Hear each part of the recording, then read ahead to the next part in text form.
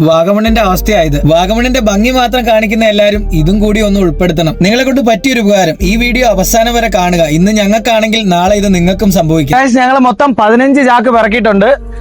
15 അല്ല, ഇനി ഒരു 100 ചാക്കുണ്ടെങ്കിലും തികയത്തില്ല. അപ്പൊ ഞങ്ങൾക്ക് ഒരു ചെറിയ അഭ്യർത്ഥനയുണ്ട്.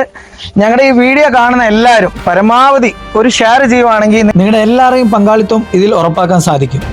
കാരണം നിങ്ങളുടെ ഓരോ ഷെയറുമാണ് ഇത് ഓരോ സ്ഥലത്ത് എത്തിക്കുന്നത്. ഇത് ഞങ്ങളുടെ ടൂറിസം മേഖലയെ സംബന്ധിച്ച് മാത്രം ഒരു പ്രശ്നമല്ല, ഒട്ടാകെ കേരളത്തിൽ മൊത്തം വേസ്റ്റിന്റെ കുമ്പാരങ്ങളായി. ഞങ്ങളെ പോലെയുള്ള ചെറുപ്പക്കാർ ഓരോ സ്ഥലത്തും ഉള്ളവർ ഇതുപോലെ ഇറങ്ങി തിരിഞ്ഞാൽ നമ്മുടെ നാട് എന്നോ ഭംഗിയായേനെ. അപ്പം നമ്മൾ അത് വിട്ടുപോയിട്ടില്ല, ഇനിയും നമുക്ക് അവസരങ്ങളുണ്ട്.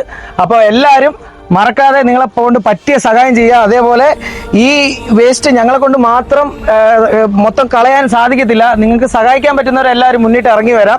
അപ്പം ഞങ്ങളെല്ലാവരും എപ്പോഴും കാണും, ഉറപ്പല്ലേ? ഞങ്ങളെല്ലാവരും കാണും.